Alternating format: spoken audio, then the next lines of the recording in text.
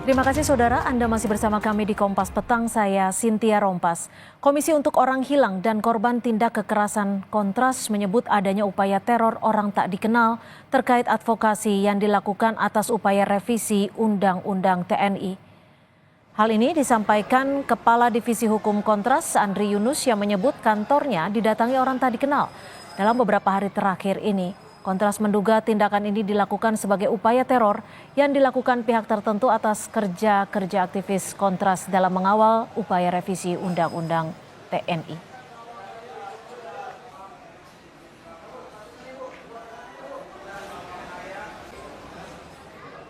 Upaya teror terhadap kerja-kerja yang kami duga berkaitan dengan advokasi revisi Undang-Undang TNI itu diawali sejak hari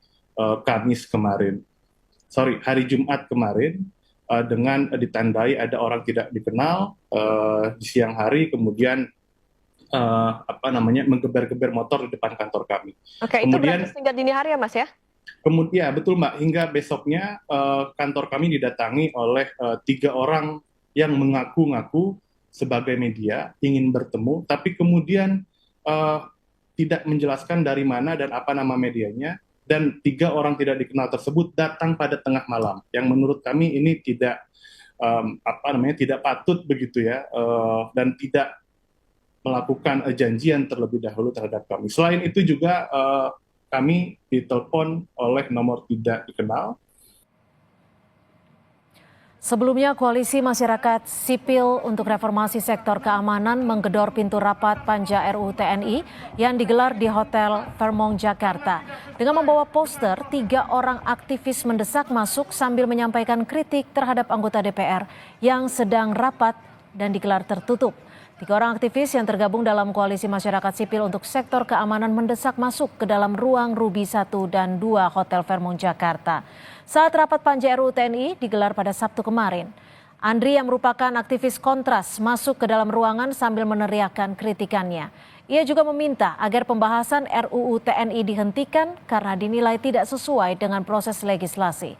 Andri juga menyatakan secara substansi RUU TNI bisa kembali mengaktifkan dui fungsi militer. Sektor keamanan, pemerhati di bidang pertahanan, kami menuntut agar proses pembahasan. Ketua Komisi 1 DPR RI, Utut Adianto menjelaskan, rapat panitia kerja dilaksanakan setelah Komisi 1 menggelar rapat dengan Panglima TNI. Menurutnya, rapat panja dilakukan untuk membahas tiap pasal yang telah diusulkan DPR ataupun pemerintah. Utut menyebut dalam panja hanya dibahas 3 klaster, yakni kedudukan Kemhan dan TNI, lingkup baru bagi TNI aktif, serta usia prajurit. Setelah itu kan panja. Apa panja? Supaya juga dipahami panja itu bahas pasal per pasal, baik yang tetap, yang usul DPR maupun usulan pemerintah. Kalau ditanya klasternya 3. Soal kedudukan Kemhan dan TNI, kemudian soal lingkup baru yang TNI boleh tetap aktif, terus yang terakhir soal usia prajurit. Aktivis Kontras menyebut ada teror yang ditujukan ke kantor Kontras dalam 2 hari terakhir. Benarkah teror ini terkait dengan upaya Kontras yang menggeruduk rapat DPR di Hotel Fairmont, Jakarta? Kita akan membahasnya bersama Muhammad Isnur, Ketua Yayasan Lembaga Bantuan Hukum Indonesia, dan juga Pak Yusuf Warsim dari anggota atau komisioner Kompolnas. Selamat petang Pak Yusuf, Pak Isnur, terima kasih sudah bergabung bersama kami di Kompas Petang. Selamat sore, Cynthia. Ya, saya akan ke Mas Isnur dulu. Mas Isnur, kalau Anda melihatnya, jika memang betul ada teror yang ditujukan kepada Kontras, apakah ini berkaitan dengan upaya dari Kontras yang menginginkan agar RUU TNI ini diundur? Iya, pertama ini bukan cuma Kontras, Mbak, tapi banyak sekali puluhan lembaga masyarakat sipil, termasuk di dalamnya YLBHI. Jadi ini kerja-kerja masyarakat sipil yang mengingatkan pemerintah untuk membahas dengan cara yang baik, tidak ugal-ugalan, apalagi ini berpotensi berbahaya kepada seni demokrasi.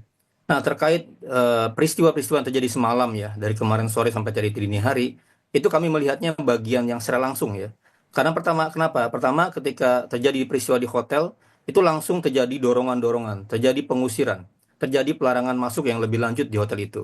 Yang kedua, teman-teman itu kemudian tidak boleh masuk lagi karena sekarang dijaga oleh Panser ya, di depan hotel. Penjagaan hotel tapi oleh Panser TNI gitu.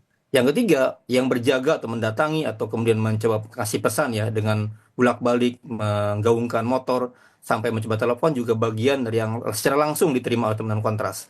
Jadi kita melihat ini adalah bagian dari coba-coba teror secara langsung yang berhubungan dengan suara yang dilakukan oleh teman-teman Kontras. Karena Andri adalah aktivis Kontras, Andri adalah wakil ketua Kontras.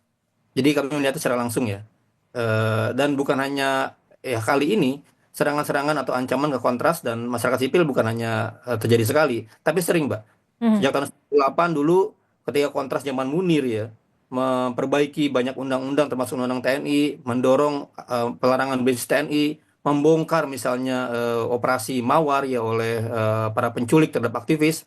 Itu juga serangannya banyak, brutal. Dan itu berhubungan langsung dengan kerja-kerja Kontras sebagai lembaga masyarakat sipil yang mencoba mengkritik pemerintah dan DPR.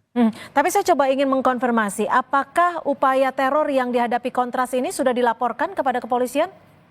Belum, Mbak, belum. Kita sedang konsolidasi dan besok akan berbicara dengan mereka. Karena yang kita lihat kan sebenarnya bukan rangkaian terornya, Mbak. Tapi yang terpenting adalah bagaimana kita melihat proses undang-undang dibahas dengan tidak baik ya. Bahkan bahasanya Kika itu dengan kejahatan legislasi gitu. Berulang kali kita melihat pembahasan dilakukan dengan tertutup. Dulu Undang-Undang Cipta Kerja, revisi Undang-Undang KPK, ini mengulang yang sama.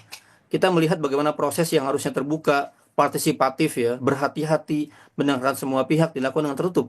Apalagi ada bahasa-bahasa misalnya ini anggarannya dari mana gitu ya. Di tengah orang-orang sedang melakukan efisiensi, semua lembaga negara tidak bisa beraktivitas, Kompolnas tidak bisa ke daerah, tidak bisa di hotel-hotel gitu. Nah sekarang malah DPR membahas di hotel yang sangat mewah, bahkan ngebut sampai malam hari libur gitu. Jelas ini menyakiti rasa hati, rasa keadilan masyarakat luas gitu. Pak Yusuf, bagaimana kalau dari Kompolnas melihat apa yang terjadi saat ini? Dan apakah dari Kompolnas akan ikut membantu untuk mengawasi jika memang laporan akan masuk ke kepolisian terkait dengan teror ini? Ya baik, terima kasih Cynthia.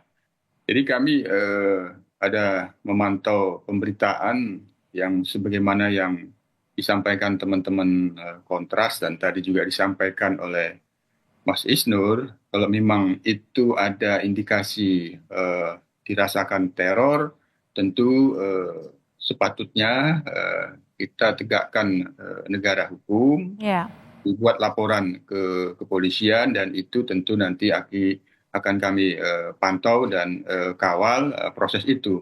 Sejauh ini kami belum mendapatkan informasi apakah memang benar sudah ada laporan atau belum. Tapi informasi yang kami terima saat ini sepertinya belum ada laporan, masih ada dalam proses pemerintahan di teror akan membuat laporan rencananya seperti itu. Tapi dalam pantauan hingga saat ini belum ada informasi yang kami terima akan ada laporan yang sudah ada laporan atau belum, itu yang belum bisa kita terima.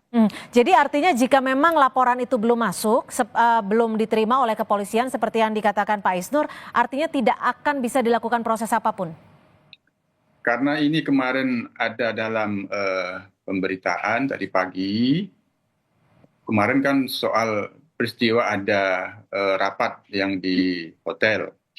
Tadi pagi menyampaikan teman-teman Kontras itu ada di teror, tentu kami juga informasi ini kami teruskan ke pihak kepolisian untuk dimonitor lebih lanjut, barangkali akan ada laporan polisi sehingga bisa dipantau. Kami rasa ya karena kita negara hukum ya tentu kami menyarankan akan lebih bagus adanya laporan polisi yang dialami oleh teman-teman Kontras yang itu indikasi mengalami teror. Itu sebaiknya seperti itu, Cynthia. Oke, Mas Isnur, kalau dari cerita teman-teman Kontras sendiri, bentuk terornya seperti apa sih? Apakah memang ada kalimat tertentu yang berkaitan dengan RUU TNI atau seperti apa?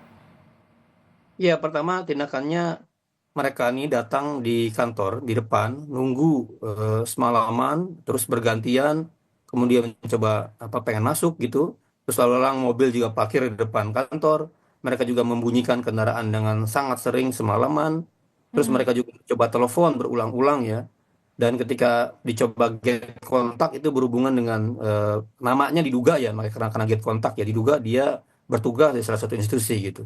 Dalam artian ini adalah upaya-upaya yang sebenarnya lama sekali praktik yang dilakukan ya, semacam operasi-operasi yang dilakukan untuk mengirimkan pesan Hmm. bahwa kami atau Anda, kami sedang mencoba jangan macam-macam dengan kami, kira-kira gitu.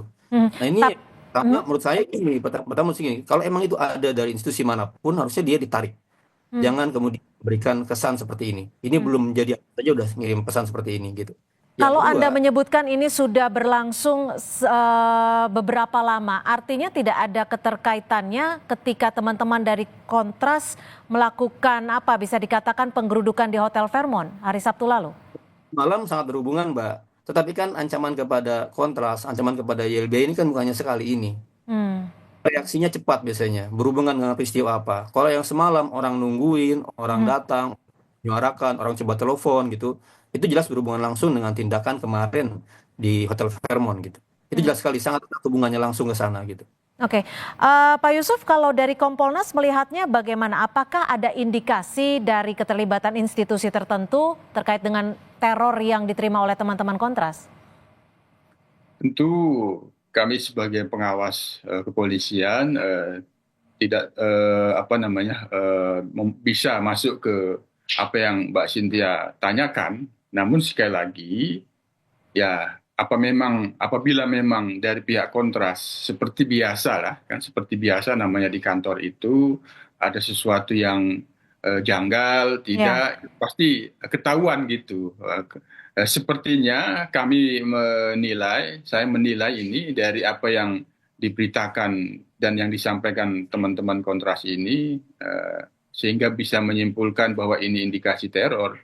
Diindikasikan ya karena sesuatu yang janggal yang tidak seperti biasa. Nah, jadi sesuatu yang janggal yang tidak seperti biasa itu tentu ada kontekstualitasnya. Kontekstualitasnya teman-teman Kontras bersama Koalisi Masyarakat Sipil sedang mengawal satu pembahasan RUU tertentu, sehingga ini kontekstualnya. Artinya teman-teman masyarakat sipil termasuk Kontras tidak bisa memisahkan itu, sehingga peristiwa yang janggal ini menurut kami apabila memang ada indikasi teror sebaiknya dibuat laporan agar kepolisian punya dasar yang kuat untuk menindaklanjutinya, dan kami sebagai pengawas tentu akan Mengawal ya.